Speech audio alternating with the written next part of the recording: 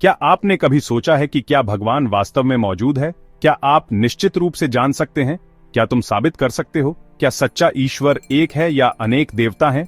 क्या ईश्वर का विचार केवल मानव कल्पना की उपज है? क्या इससे कोई फर्क पड़ता है कि आप अपने भगवान को मानते हैं या नहीं? ये उन सबसे महत्वपूर्ण प्रश्नों में से हैं जो आप कभी भी पूछ सकते हैं। हालांकि आधुनिक धर्मनिरपेक्ष दुनिया में हम भगवान के बारे में जितना जानते हैं, उससे अधिक टेलीविजन कार्यक्रम, मशहूर हस्तियों के निजी जीवन और पेशेवर एथलीटों की सांख्यिकी के बारे में जानते हैं। जबकि बहुत से लोग ईश्वर में विश्वास करने का दावा करते हैं कि सच्चा ईश्वर अधिकांश लोगों के लिए वास्तविक नहीं है। आपके लिए ईश्वर कितना वास्तविक है?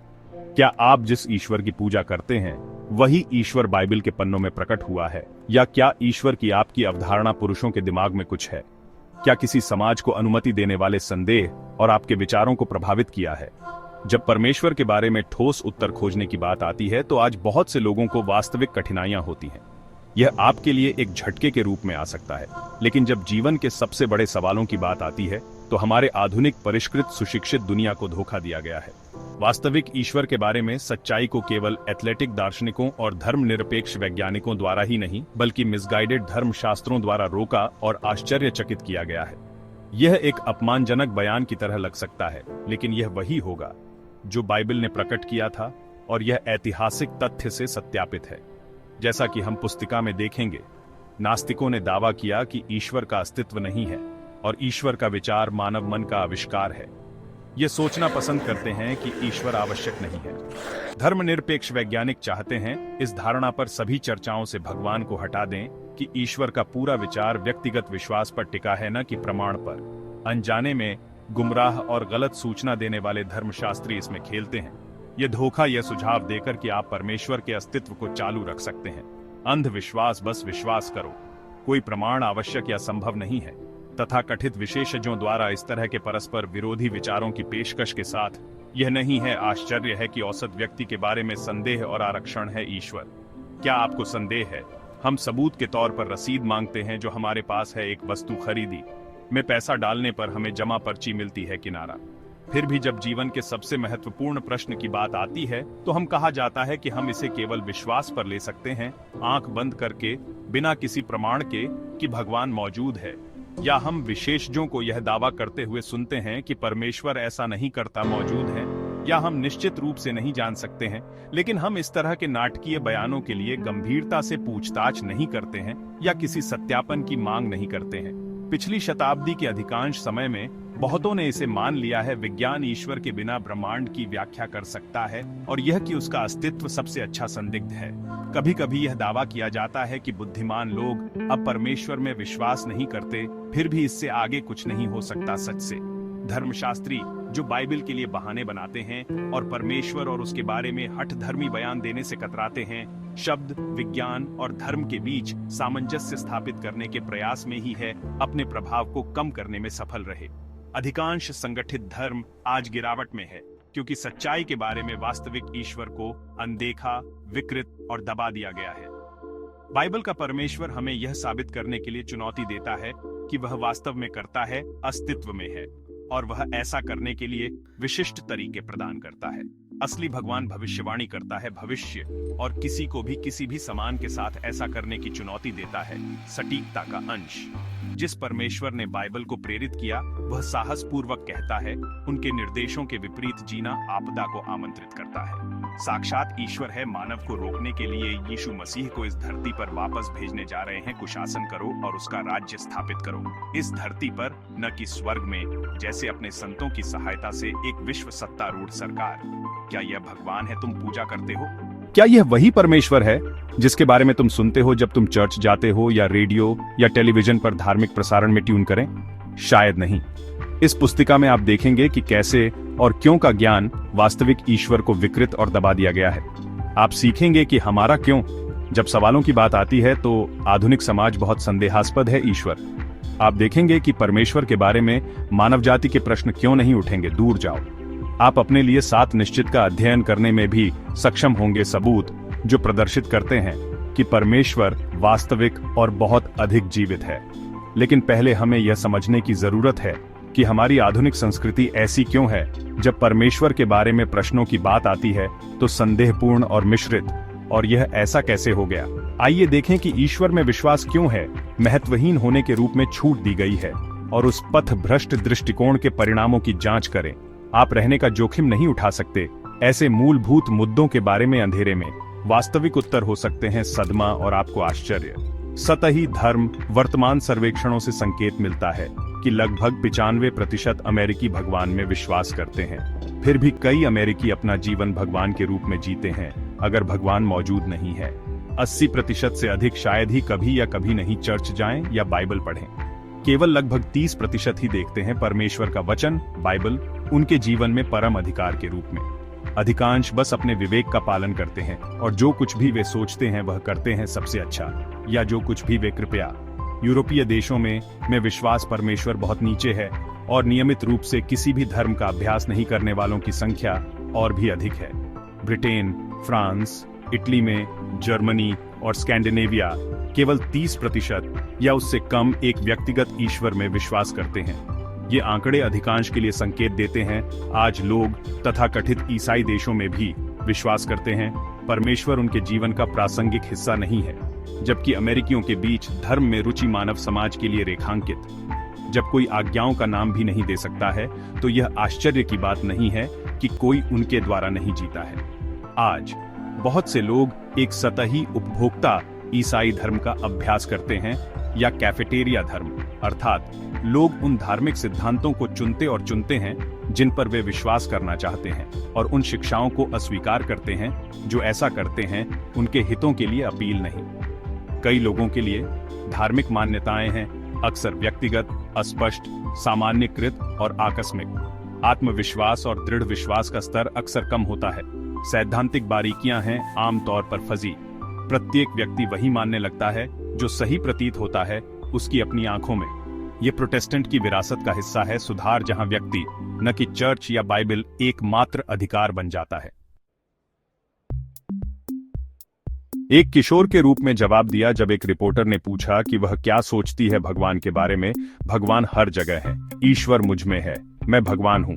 इन जैसा कि हम देखेंगे दुखद रूप से गलत सूचनाएं हैं। अमेरिका और यूरोपीय देशों को आज के रूप में वर्णित किया गया है उत्तर ईसाई युग में प्रवेश करने के बाद। हम नहीं अब यीशु मसीह की वास्तविक शिक्षाओं पर विश्वास करते हैं, जैसा कि इसमें पाया गया है परमेश्वर का वचन। बाइबल बताती है कि यीशु मसीह फिर से राज करेगा इस पृथ्वी पर अपने संतों के साथ। फिर भी मुख्यधारा की ईसाई धर्म सिखाती है, और अधिकांश ईसाई होने का दावा करने वाले विश्वास करना पसंद करते हैं कि हम सभी स्वर्ग जाते हैं। परमेश्वर ने कहा कि विश्राम दिन को स्मरण रखो। अभी तक सबसे लोग इस दिन अपना काम खुद करते हैं। बाइबल व्यभिचार और हत्या की निंदा करती है, फिर भी ये व्यवहार हमारे परवान चढ़ते हैं समाज। प्रसिद्ध शिक्षक, लेखक और अमेरिकी सिविल सेवक विलियम बेनेट ने लिखा है, हम एक प्रकार का समाज बन गए हैं कि सभ्य देश मिशनरियों को भेजते थे। ये काफी हद तक इसलिए है क्योंकि हम भूल गए हैं, खारिज कर दिए गए हैं, या शायद कभी नहीं असली भगवान के बारे में सुना। लेकिन यह कैसे हुआ? कारण धर्म की जगह लेता है वह अमेरिका जो अपने सिक्कों पर दुनिया को घोषणा करता है ईश्वर में हम भरोसा करते हैं। यूरोपीय जड़ों से विकसित हुआ। यूरोप को मिला था प्रेरितों से सच्चे ईश्वर का ज्ञान, जो इसे लाया यरूशलेम से यूरोपीय लोगों तक। हम स्कूल में सीखते हैं पश्चिमी सभ्यता ग्रीक लोकतंत्र और रोमन कानून के महान विचारों पर बनी थी। फिर भी बाइबल और इतिहास दोनों ही प्रकट करते हैं कि कैसे इन प्राचीन बुत परस्त संस्कृतियों के गुमराह धार्मिक विचारों ने वर्तमान भ्रम में योगदान दिया है। प्रेरितों के काम की पुस्तक में हम इसे पढ़ते हैं। प्रेरित पौलुस ने अंधविश्वासी बुत परस्त एथेनियंस को एक के बारे में बताया, सच्चे भगवान। अज्ञात ईश्वर के लिए शिलालेख पर ध्यान देना। पौलुस ने कहा, जिसकी तुम बिना जाने उपासना करते हो वही मैं हूं तुम्हें सुनाता हूं। हो सकता है उन्होंने अभ्यास किया हो लोकतंत्र, लेकिन दुख की बात है कि उन्हें धार्मिक सच्चाई के बारे में गलत जानकारी दी गई। रोम में पौलुस और भी स्पष्ट था।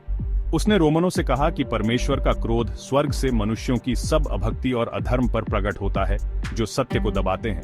अधार्मिकता, क्योंकि जो परमेश्वर के बारे में जाना जा सकता है वह प्रकट है स्पष्ट उनमें से। क्योंकि परमेश्वर ने उन्हें यह दिखाया है। उसने इन शिक्षित रोमनों से कहा कि वे बिना थे सच्चे परमेश्वर के बारे में न जानने का बहाना, क्योंकि जगत की सृष्टि के समय से उसके अनदेखे गुण स्पष्ट रूप से दिखाई देते हैं, बनी हुई वस्तुओं से समझ में आते हैं। पौल आगे कहते हैं कि मनुष्यों को गुमराह किया, यद्यपि वे भगवान को जानते थे, परमेश्वर के रूप में उसकी महिमा नहीं की। नतीजतन उनकी समझ थी इतना काला कर दिया कि बुद्धिमान होने का दावा करते हुए वे मूर्ख बन गए, जो परमेश्वर के सत्य को झूठ से बदल डाला और उसकी उपासना और सेवा की सृष्टिकर्ता से बढ़कर प्राणी सृष्टि।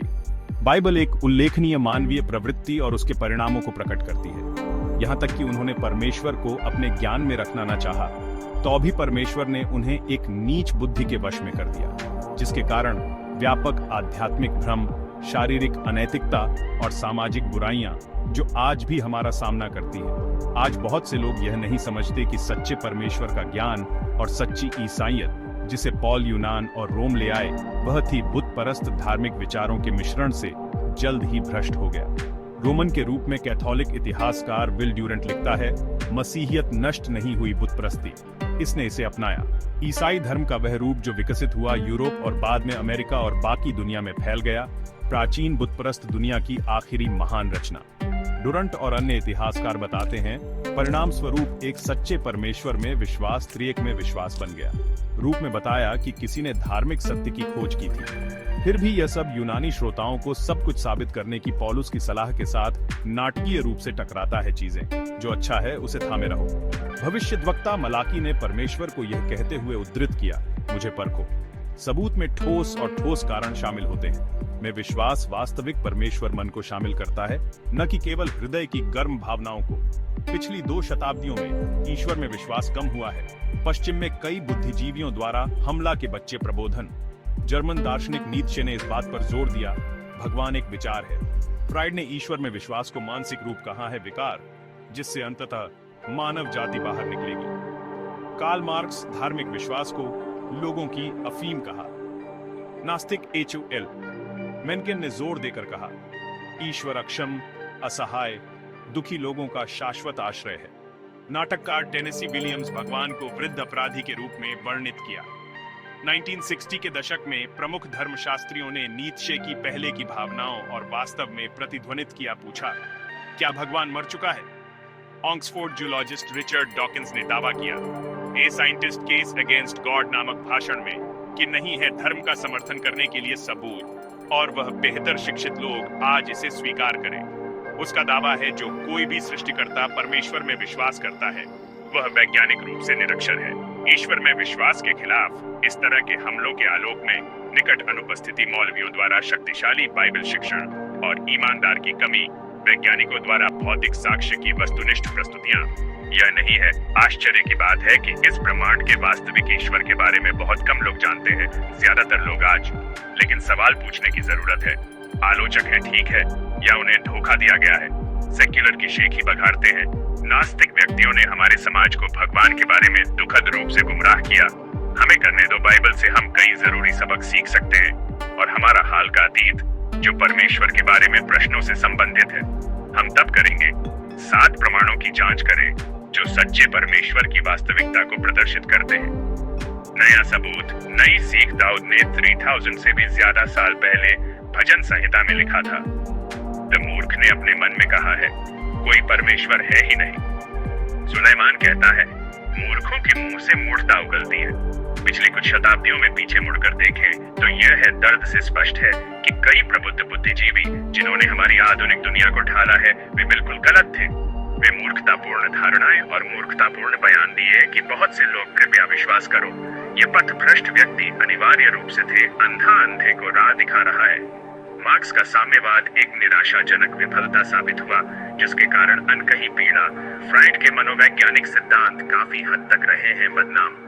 जबकि फ्राइड ने धर्म को एक न्यूरोसिस घोषित किया, उनमें से एक उनके छात्रों कार्ल जंग ने धर्म को बहुत फायदेमंद पाया मनोवैज्ञानिक रूप से परेशान व्यक्तियों का इलाज करना। वास्तव में वैज्ञानिक साहित्य का एक बढ़ता हुआ शरीर व्यक्तिगत स्वास्थ्य पर कुछ धार्मिक विश्वासों के ब्रह्मांड के बारे में खोजें उतनी ही गहन रही हैं। जैसा मनुष्य का ज्ञान बढ़ा है, तो सबूत है कि ब्रह्मांड संयोग से नहीं आ सकता था। एक लेखक कहता है, द विश्वासियों की दृष्टि में वह विज्ञान ही जिसने परमेश्वर को मार डाला पुनर्स्थापित कर रहा है आस्था। भौतिकविदों ने संकेत पाए हैं कि ब्रह्मांड कस्टम के लिए बनाया गया है, जीवन और चेतना। यह पता चला है कि यदि प्रकृति के स्थिरांक, गुरुत्वाकर्षण की ताकत जैसी अपरिवर्तनीय संख्याएं का प्रभार इलेक्ट्रॉन और एक प्रोटॉन का द्रव्यमान सबसे नन्हा सा अलग था, तब परमाणु आपस में नहीं जुड़ेंगे, सितारे नहीं जलेंगे और जीवन कभी प्रकट नहीं होता। न्यूज़वीक, जुलाई 20, 1998, 48। भौतिक विज्ञानी जॉन पोल्किंगहॉर्न, जो एक एंग्लिकन पुजारी बने, लिखा, जब आप महसूस करते हैं कि प्रकृति के नियम अविश्वसनीय होने चाहिए, हम जिस ब्रह्मांड को देखते हैं उसे उत्पन्न करने के लिए बारीकी से ट्यून किया गया है, जो पौधे लगाने की साजिश करता है। यह विचार कि ब्रह्मांड यूं ही नहीं बना बल्कि होना ही चाहिए, इसके पीछे एक उद्देश्य है। इबिड। खगोल भौतिकीविद ह्यू ग्रॉस ने 33 पर चर्चा की, इन सूक्ष्मतम परिस्थितियों में से जो इस धरती पर जीवन को संभव बनाती है। देखें, the creator and the Cosmos, Ross, 1993, pp 131-145। भौतिकी, खगोल विज्ञान और ब्रह्मांड विज्ञान के क्षेत्रों में वैज्ञानिकों की बढ़ती संख्या यह स्वीकार कर रही है कि क्या कहा जाता है मानव शास्त्रीय सिद्धांत, ग्रीक एंथ्रोपोस इक्वल साइन मनुष्य। भौतिक विज्ञानी ब्रैंडन कार्टर द्वारा 1970 के दशक में सुझाए गए इस सिद्धांत में कहा गया है कि जीवन के लिए पृथ्वी पर मौजूद रहने के लिए सभी स्थितियों को पूर्व नियोजित होना चाहिए। ब्रह्मांड की शुरुआत, जैसा कि हार्वर्ड PhD पैट्रिक ग्लिन नोट्स, ब्रह्मांड के लिए सबसे बुनियादी व्याख्या यह है कि यह के अंत या लक्ष्य को प्राप्त करने के लिए ऑर्केस्ट्रेटेड एक प्रक्रिया प्रतीत होती है। मनुष्य बनाना, गॉड दी एविडेंस, ग्लिन 1997, pp 7-32। ग्लिन आगे कहते हैं, वैज्ञानिक के दृष्टिकोण से तथ्य ब्रह्मांड ऐसा दिखता है जैसे कि इसकी एक निश्चित शुरुआत थी, काफी परेशान हो सकता है, लेकिन ब्रह्मांड विज्ञानियों को लगभग ध्यान भंग करने के लिए जो प्रतीत होता है वह मानव शास्त्रीय सिद्धांत है कि पृथ्वी और ब्रह्मांड मानव जाति के लिए बनाया गया था। इबिड। प्री 42। वह आज एक विद्वान के लिए एक आश्चर्यजनक अवलोकन है, जबकि मानव जाति के लिए पूर्व नियोजित ब्रह्मांड चौंकाने वाला हो सकता है। नास्तिकों और विकासवादियों पर विचार करने के लिए यह वही है जो बाइबल स्पष्ट रूप से बताती है। पवित्र शास्त्र प्रकट करता है कि परमेश्वर ने मनुष्य को एक उद्देश्य के लिए बनाया है। उत्पत्ति 1:26-28 में हम पढ़ते हैं कि परमेश्वर ने मनुष्यों की रचना की अपने स्वरूप में, वानरों के स्वरूप में नहीं, और मनुष्यों को पृथ्वी पर प्रभुत्व दिया, इस पर शासन करना या इसे प्रबंधित करना। प्रेरित पौल रोमियो से कहा कि हम ईश्वर के बच्चे और वारिस बन सकते हैं, परमेश्वर और यीशु मसीह के संगी वारिस हैं। रोमियो 8:14-17। यह इसका मतलब है कि हम विरासत में साझा करेंगे जो यीशु मसीह के पास है, अर्थात अनंत जीवन। पहली कुरिन्थियों 15:50-53। और इस पृथ्वी पर शासकत्व परमेश्वर का आने वाला राज्य, प्रकाशित वाक्य 5:10। बाइबल प्रकट करता है कि मनुष्यों को परमेश्वर के परिवार का हिस्सा बनने के अंतिम उद्देश्य के लिए बनाया गया था। पहली यूहन्ना 3:1-4। इब्रानियों 2:1-11। अंततः यीशु मसीह के साथ इस पृथ्वी पर शासन करने के लिए, प्रकाशित वाक्य 5:10। दानियेल 7:27। यही मानव जीवन का उद्देश्य है। फिर भी यह रोमांचक जानकारी सदियों से विकृत और दबाई गई है। यह अधिकांश धर्मशास्त्रियों द्वारा आज भी नहीं समझा गया है। इस आश्चर्यजनक भविष्य की तुलना, जैसा कि बाइबल में उल्लिखित है, के साथ करें आम धारणा है कि या तो हम स्वर्ग जाएं और बादलों पर बैठें और वीणा बजाओ, नहीं तो हम सदा के लिए नरक की आग में जलेंगे।